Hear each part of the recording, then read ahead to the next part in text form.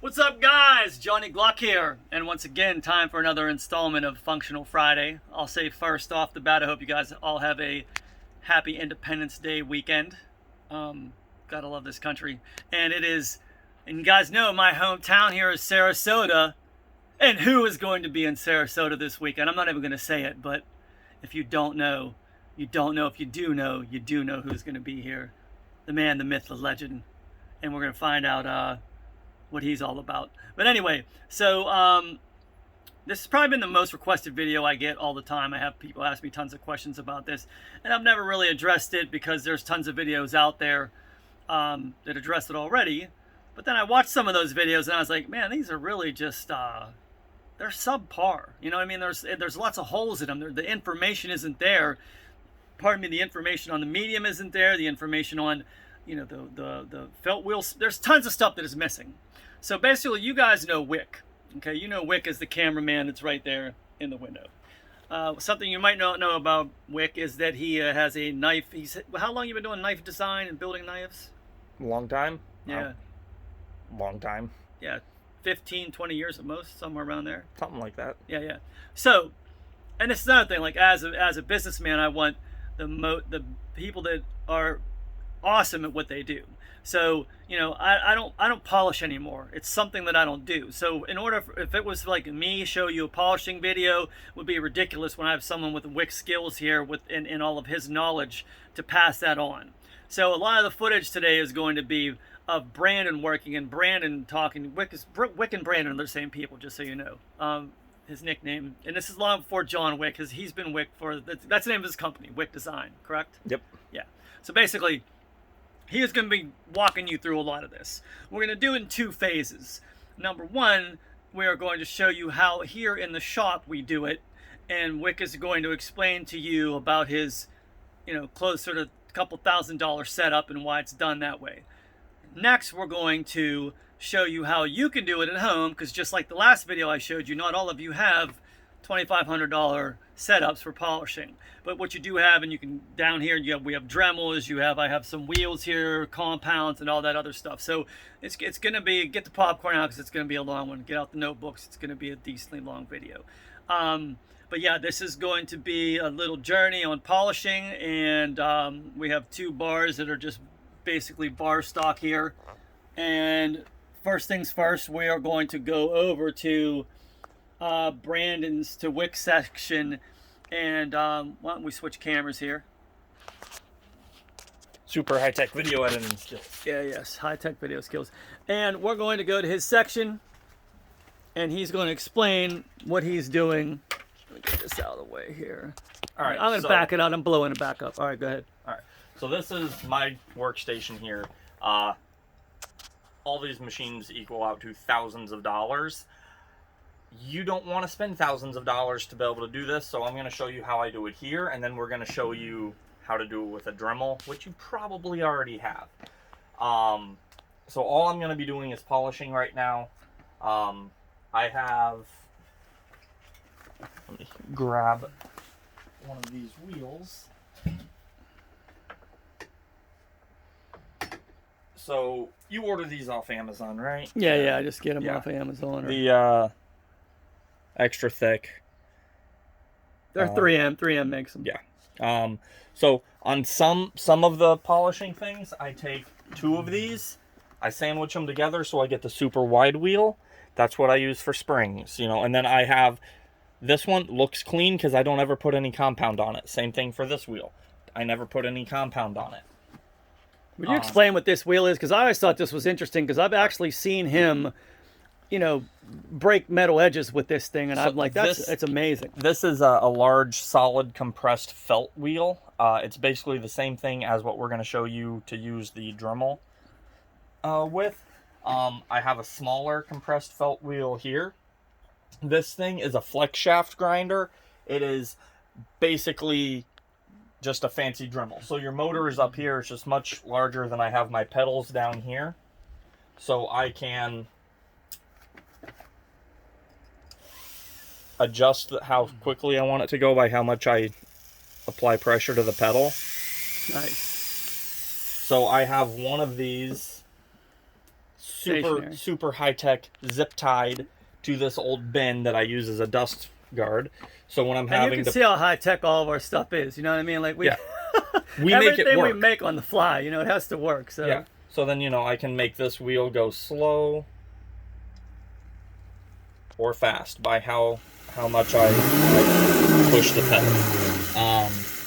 And then these grinders or polishers, they're variable speed as well. I have it just below the halfway point. Another thing that's super useful. You want to turn it off? The ring lights. Because they don't create shadows. When I need to get in here and see, I've got light coming in from every angle. Light is super important. I mean, if you look up, we have lights everywhere in here. Because if you get shadows on what you're working on, it may be perfect and you don't know it because you can't see it. I'm not grinding anything right now, so I'm not going to use the 2x80 belt grinder. But what I am going to use is this, so you can see. Yeah, let's get a close up of this, how it looks. Right, get it in there. So this is how they come from. This is how they come from Glock. Yeah. You know, you guys have all seen these before, so.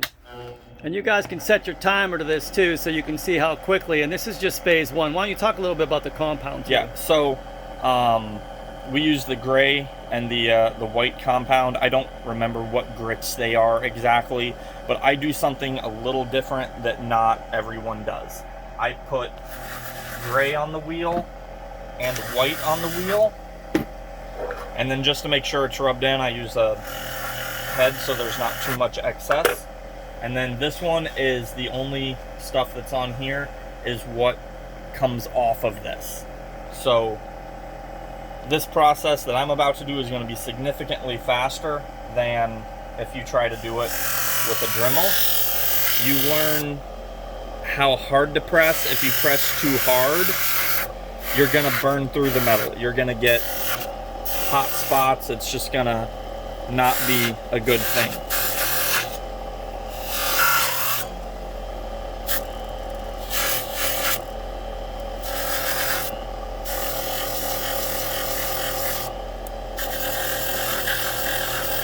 And you can see how he's changing directions on all this, because that's another thing he'll talk about is, you know, you don't want to go the same direction all the time. You want to go back and forth. Right. And not only do you not want to go the same direction all the time, you don't want to leave any one part on very long, because you're going to heat the metal up to...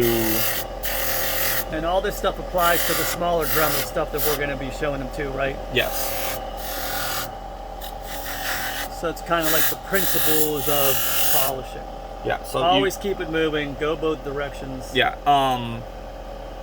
I'm gonna mess this bar up just to show them what we mean by. Okay. So you can here. Let me. So that's nice and clean and polished now. You can see that. Wait a minute, let me get it. See how that's all nice and shiny in there? Yeah. Okay. So there we go.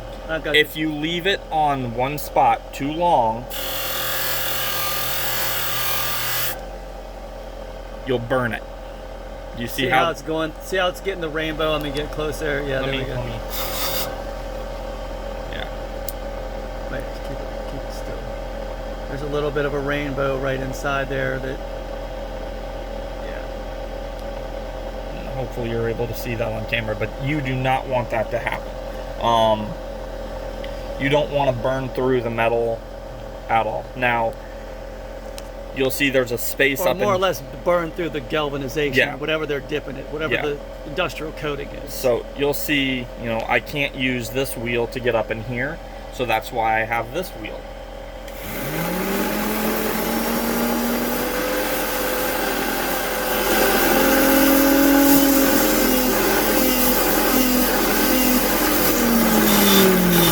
And then this one, like we said before, all this one is doing is knocking off any excess compound, so you can actually see if you missed any spots or anything. Now, outside of the area that I burnt through, this is a nice polished area. Now, for this particular spot, we would use one of the little hand Dremels that we have over there just to get up in there to show you, but this is the fastest way to get this accomplished. On this type of setup. And the reason why we have to knock them out like that, and you know, everything is for efficiency, but you know, when I hand Brandon a bin of like 500 trigger bars, you know, get efficient really quickly. Yeah.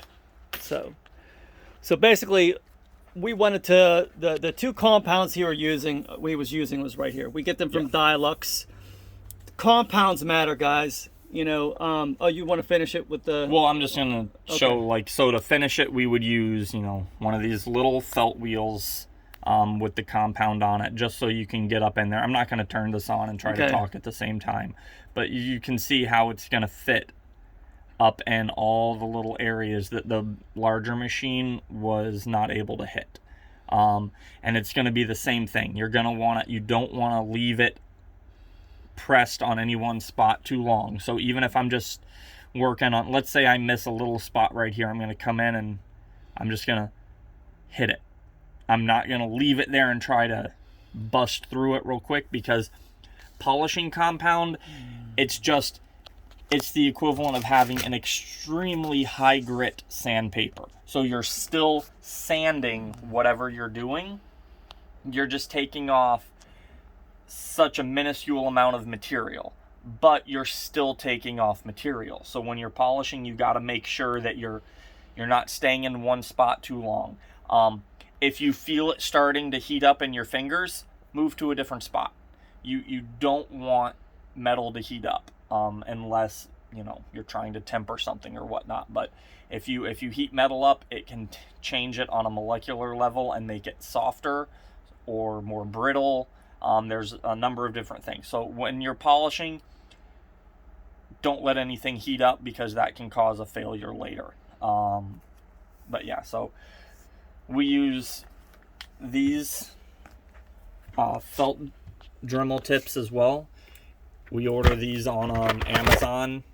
It's like what, $10 for one of these packs, right, or something. And for you guys, these are worth their weight in gold. Yeah, because you have so many different, you know, especially when he gets to polishing this, you'll see there's so many different, you know, areas and nooks and crannies that you can get into with this. Like, and as he showed you can't get with the big bar.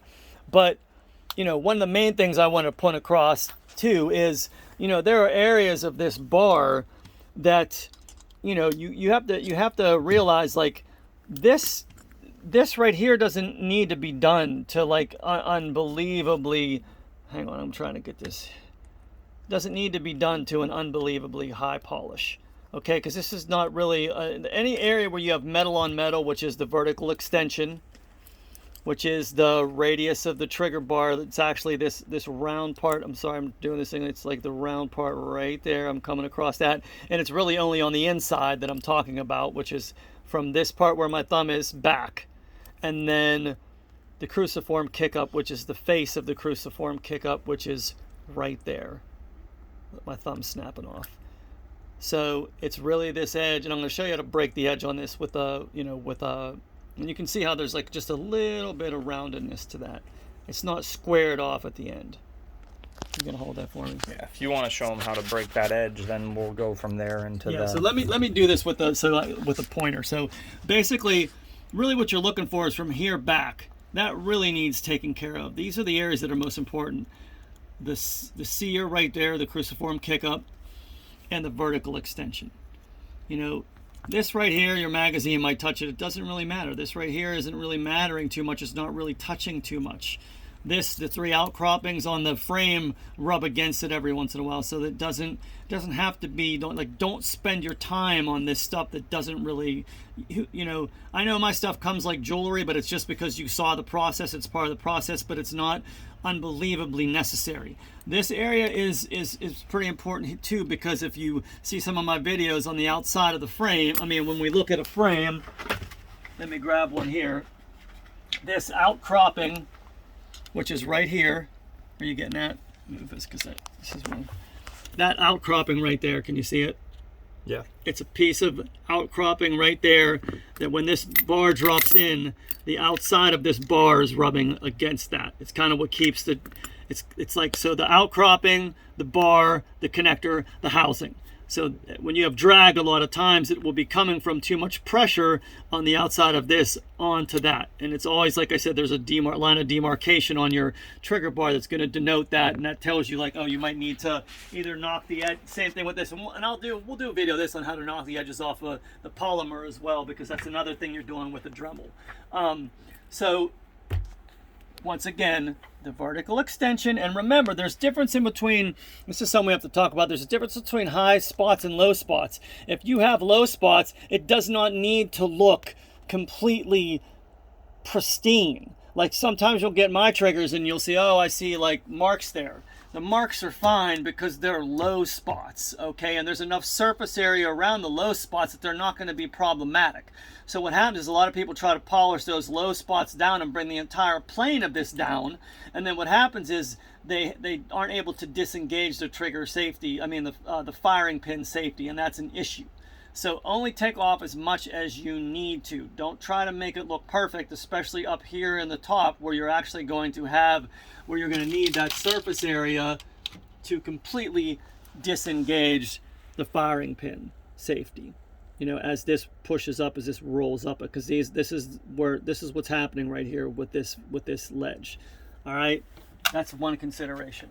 Couple considerations with this. So, and basically, these are, I wanted to show them these too. So for the wheel stuff that Brandon was doing with the big wheel, you don't really have to use these hard felts for this part too. You can get some of these softer, like they're cotton balls, you know what I mean? Or even a felt like this. It's still hard, but I really like these ones, you know what I mean? For what we're doing here, it's real fast, especially with the Gen 5s, just to get through all this stuff until you start with the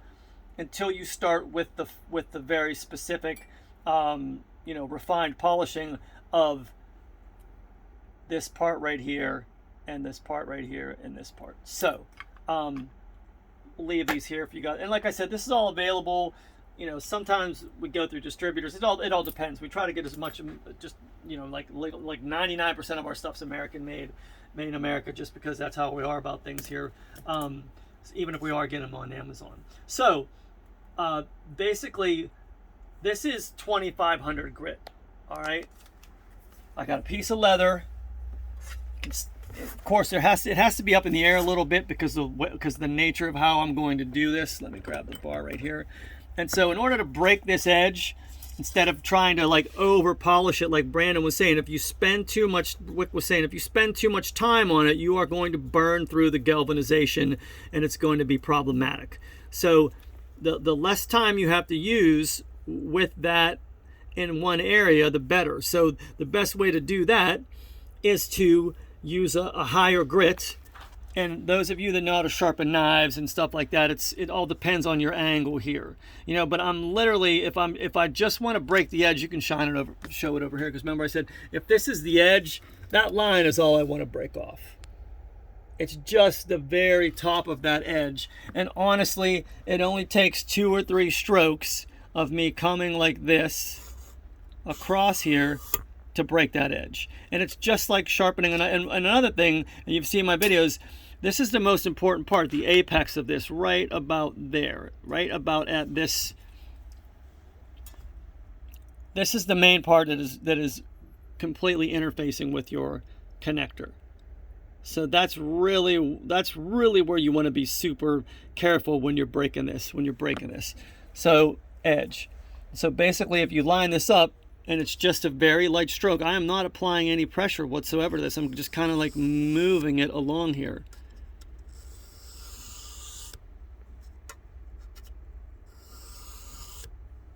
And you'll see a different tape. I'll hold this very steady so you can, once you touch that first tree, you'll see right there where, no, focus it in. Right there. See that line? That edge is broken. That is all you need to see. You'll see the coloration starts to change. That's telling me that I've got enough of that broken that I don't have to do anything else to it. Now, those of you that I don't really think that, you know, you guys need to break the edge on this because it's just not enough drag on this whole thing right here to go for it. I don't think there's, you know, especially with the reduced firing pin safety spring, I would just kind of leave this alone and polish it. Another thing that you can do is break the edge on the sear, on the cruciform kickup. And that's done the exact same way. And what you're going to do with that, well, I'll sweep away from me for this, or actually I'll change it to this side. And with this, you can keep your, you know, you got that, you're getting that in. Yeah. You can keep this as an edge right there, as a guide, like as a guideline, because you don't want to go this way, you don't want to go this way. You want to keep this as straight as possible. And so basically, when I am breaking this edge, I'm just sort of coming like this. Just like I'm striking a match very light. And you want to try to match the, and you can see the line right here, that you want to try to match the actual, angle of this cruciform kickup. And once again, you can see right there that edge is broken. That's all you need. This is the only part of this that's really kind of touching the lug face. So now that your edges are broken, you don't have to spend as much time when you're polishing this. Okay? Now there's two ways to do this. You can either vise it up, but you got to have one of these stationary. You know, that's always the best. Have something stationary. So you can either A, have the bar stationary, or B, you can buy one of these, which I think are super cool to have around anyway. It's these Dremel vices where you can, you know, it's too thick here to do it the other way, but at the end of the day, you know, the way I do mine is I actually take a cutoff wheel and just cut this off, because I have them mounted right here for some stuff that I do. Like I like to have these mounted with with magnifying glass and the light on it, all right there. Remember, magnification light, it's your friend. So basically, you know, this would otherwise be on the top of your thing, and from right here you can load your, you know, whatever felt you're going to use. These things are super cool. There's a million different ways you can adjust these because of the, you know, the ball clamp. And then you know, this way, if I want to, I'll just use this one. If I want to just, you know, keep this, I like the idea of having the tool stationary. Is that what you like too? Yeah. Like, I always like the tool stationary, and then I can move the bar. You know, that way I can get in here. I can come this way. I can come. There's a bunch of different ways I can move my hand. Whereas, and this is having this. It's just the way you might do it the other way. For me, I like the feel of having the control of the bar. So when I'm trying to edge this and I'm trying to do this, I have the ability to move this bar around. And of course, I can change the speed depending on, what do you feel about speeds? Like, you know, you don't want to be burning this out at 30,000 revolutions per minute. Or it depends on how skilled you are. Like I can feel the vibrations in the metal. I can feel the different temperatures, so I kind of know what to do. Right. Like my Dremel over there, I just run it balls to the wall the whole time. Like I never go slow, but I've done this for a long time. Right. So why don't do you want to load one of these up, or you just don't? Yeah, well, I already got one of these ready to. So he's going to show you how to do it with one of these, and then do you want it to be do you want to use this? Do you want to load up here? You're going to do it freehand with that.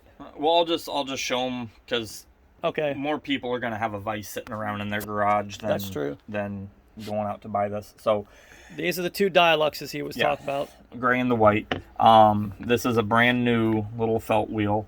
Now to load it up, you know, you just turn it on. You'll kind of see a little area forming in there. So you're saying load it up? Yeah, load it up. Now you don't want to start polishing with that. That is way too much. It's not going to be good. If you go over to my station, you'll see little burn marks on the wood all over, because I do this to get it down where I want it. And then since it's a brand new felt, we're gonna do this several times.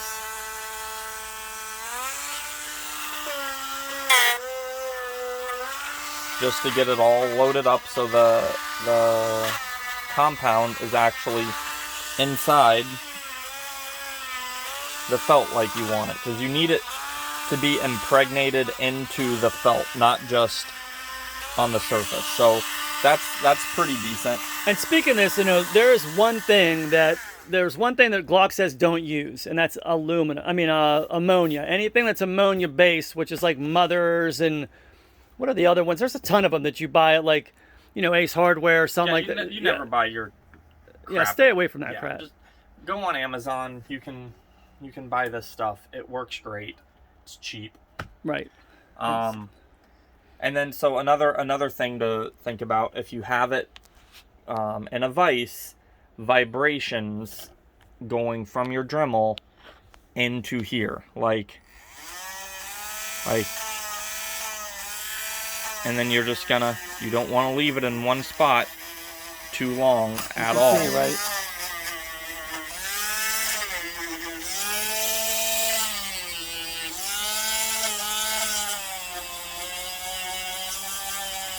Now, this way is going to take significantly longer than what you watched me do on my big setup over there.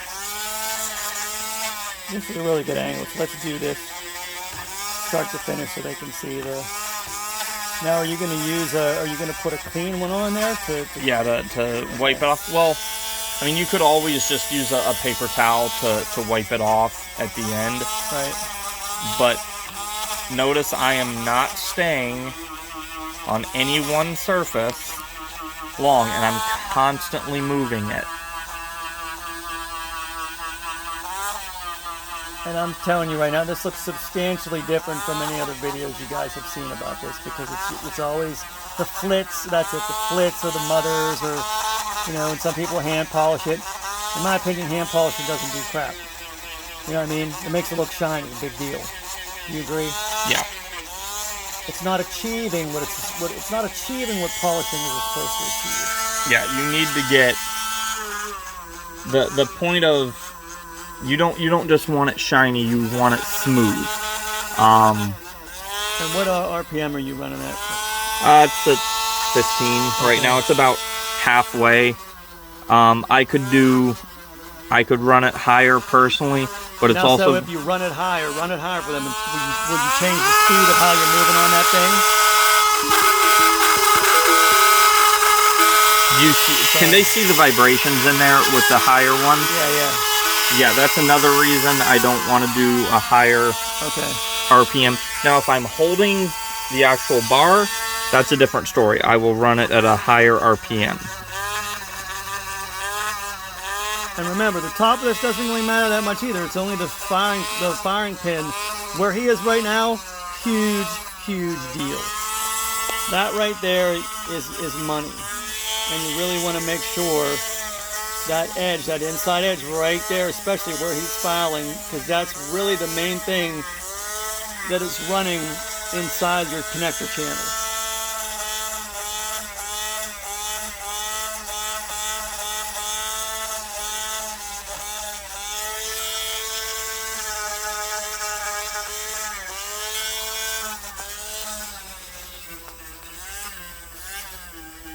It's going to be like IMAX, man.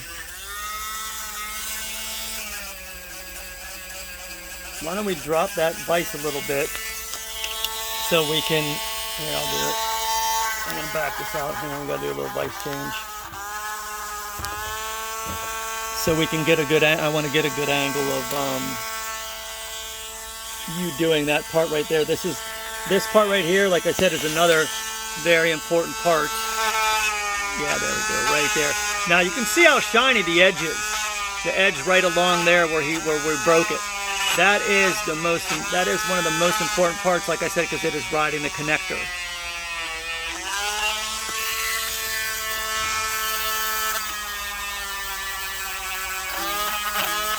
And then you can definitely hear the vibration when he's doing this stuff.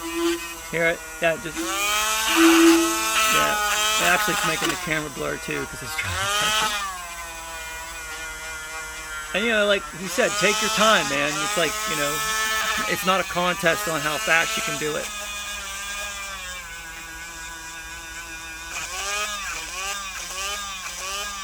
And those parts right there that he's working on, they do have some importance, the top and the bottom of that, because they actually run on the housing. You know, the top and the window. What I'm talking about is the crossbar, which would be called the perpendicular bars of the housing right underneath there, riding along there.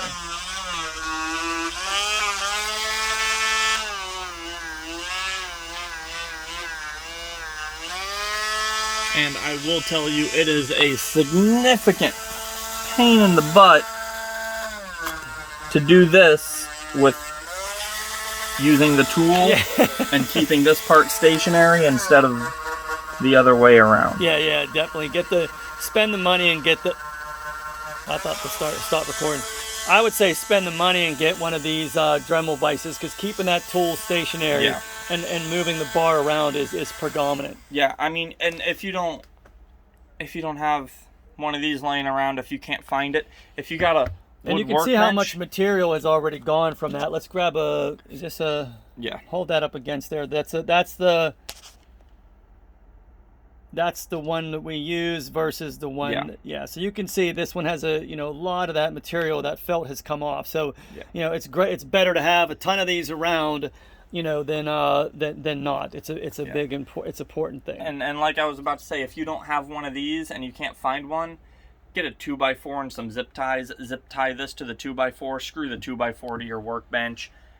Clamp it to your workbench. You'll get the same basic outcome. It won't be as nice as this because this moves around, but you'll have a stationary Dremel tool to work from. And then we also have, like, let me see, I don't want to get you too far out, but you can, where's my, also Dremel has these flex shafts that you can add to all the different, I forget what the numbers are. They don't even make these micros anymore, the one that he's using.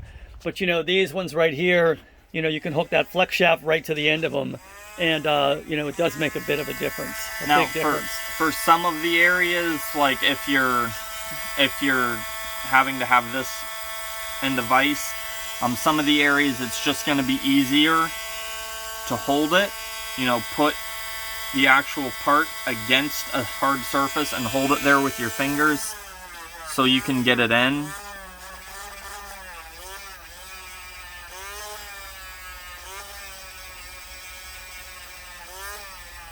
And if you hear a little tapping, like clink sound, this is a metal shaft with a little bit of felt over it. So if it wears down a tiny bit more than this, you're going to hear a little tapping sound. That means it's time to replace that felt tip. Change it out. And there's no need in saving an old one. Straight in the trash. Like, they literally are, when it gets to that point, they are garbage. You're not going to salvage it. You're not going to have any use for it. Why don't you put a little more compound on here.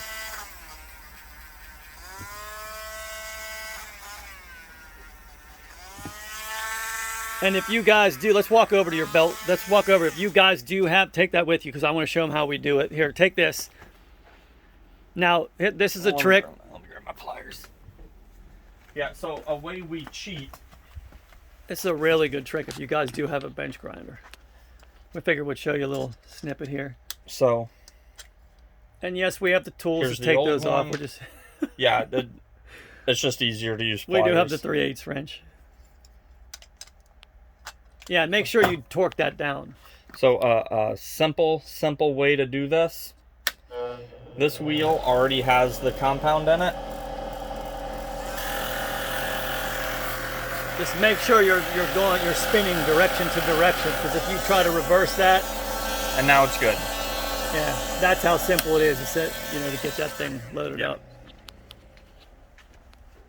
There's our creeper right there. He's not even creeping this time. Wait, we can change the camera angle. To the thing. There we are. There he is.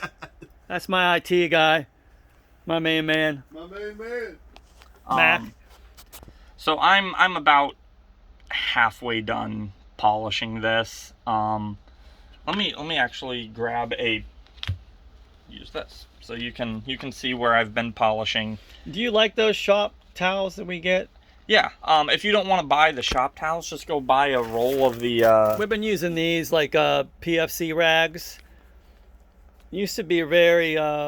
We used to just use T-shirts, but these actually have some. I like them. I like them a lot. Yeah. So you can see the areas that I've polished. They're nice and shiny now. But more importantly than shiny, they're what it needs to happen happened. You know what I mean? They are smooth. Yeah, you need them to be smooth. Just keep it still for a sec so I can. Right. Now let's flip it and look at the other side. Nice. And you can see on some of these bars that we already have done. Yeah, that one still needs a little bit of touch up. There's like a smokiness. There's different like I guess there's different grades to these where you can see like, because all the that's the thing. All these are different. You know what I mean? You're not going to get like, so you can see there's a little bit of lines in there in certain areas. All these, you know, because they're just stamped parts. You can look at every one of these and they're going to be a little bit different. But the most important parts are the angle, or right there. You can see that really shining high on every single one of these, no matter how they look. That area right there that's catching the edge that's been broken, that I broke first with the sandpaper. You can see it's a whole different story on those parts, and it's such a small. Can you touch that so it there we go. Touch that so it focuses.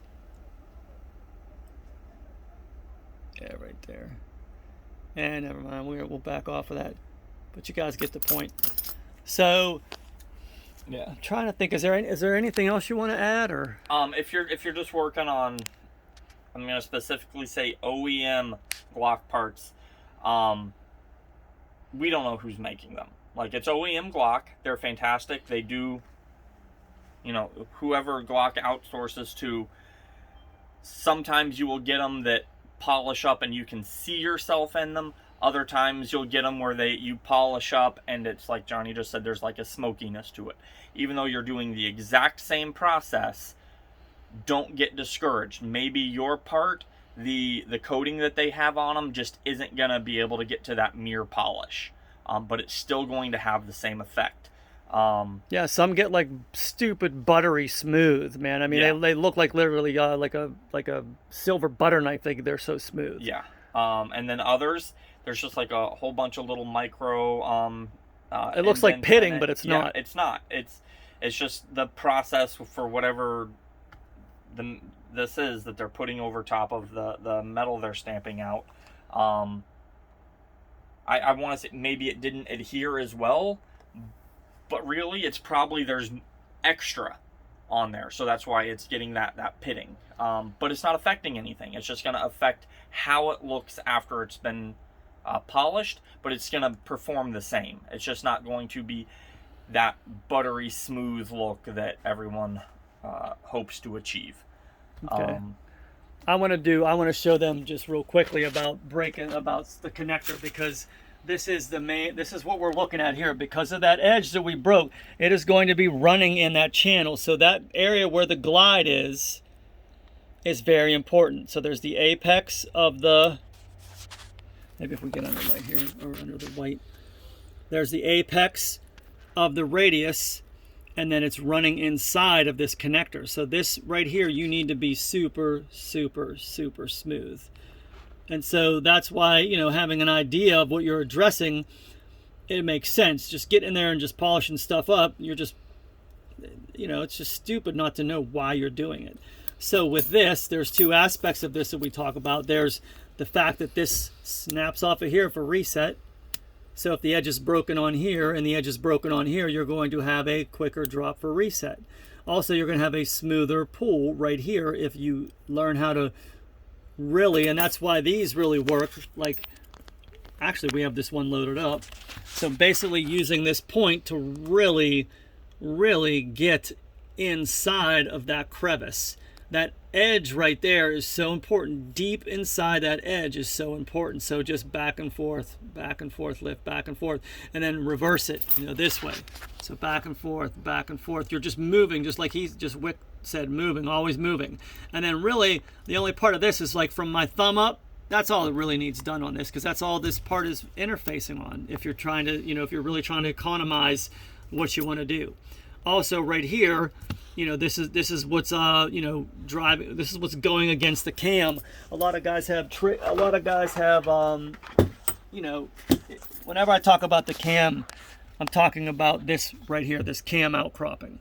It's that part right there. This is the part that pushes the connector over. So it's backwards. It's so hard to do this. But this hand right here is pushed over by this little half pipe looking thing here. See how it pushes it over? So this is running up this is running up like that. That's what it does. So you able to see it? It's running up like that. So when a gun gets stuck, doesn't want to come in, you got a little glitch right here, you got a glitch right here. So the more, same thing with this, the more you break that surface, the smoother it's going to glide on the actual thing. And it's the same exact thing with this. So, and I have another whole video that's dedicated to the connector, but once again, you're going to slowly come in this, you're going to just take the edge off of this, and the same thing here, you're going to run this, whether right-handed or left-handed, you're just going to run this down like that, just to really take the imperfections out of it, and kind of lift up. And honestly, really where you want to break the edge is on the inside. So, you almost have to find a way. I can't do it because I'm used to doing it on my machines. You have to find a way to get the inside of this to break. And like I said, I have a video that addresses it. But it's the same thing with polishing. Any metal part you're polishing, it's the same that Wick just showed you. So, anything else you think you need to add? Or for legal and safety reasons, wear freaking glasses when you're doing this, because this is kicking stuff up into your face the whole time, and if you get a chunk of felt or a chunk of metal or anything, or just a chunk of the compound in your eye. How many times have you been to the hospital for not wearing glasses?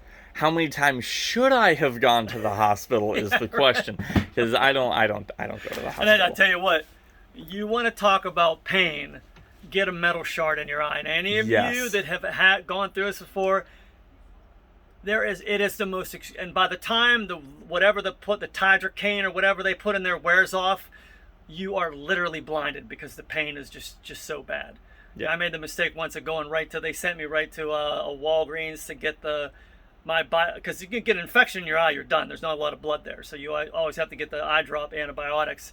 They'll give them to you. And I remember my first time I had my doctors, my optometrist said, you got about a 15-minute window before you wish you were dead. So either get to Walgreens or send someone else to get these antibiotics, but do not go the night without these antibiotics. So trust me, you do not want to get a metal shard in your eye. It is. So show them the mask you wear. Yeah. So where is that? This is one of the masks I wear right here. You can see once again. We don't spend a bunch of money. We get some duct tape. We cut some readers, stick them in there.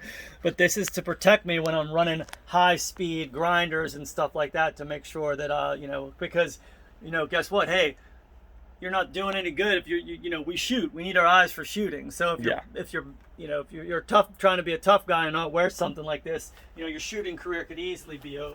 Yeah, and then I just wear sunglasses that have protector pieces on the side. Right. They work great, keeps everything out of my eyes. Same glasses I wear when I go shooting, keeps everything out of my eyes.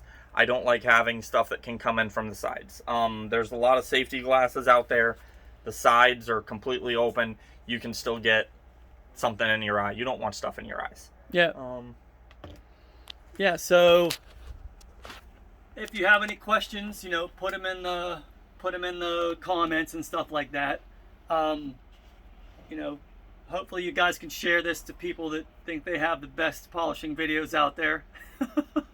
So I have to say, share, like, subscribe, all that good stuff. But yeah, hopefully this is, and I'll try to put some of these stuff, some of the links for some of this stuff in the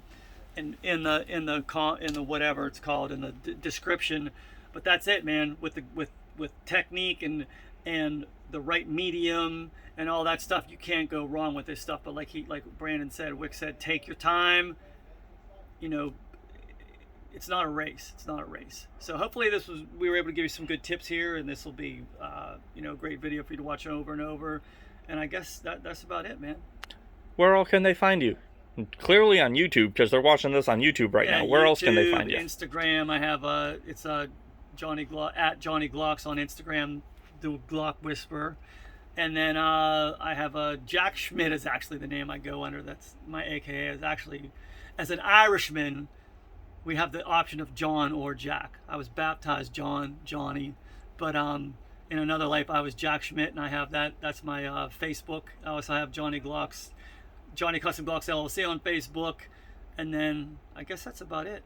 Those are the big ones.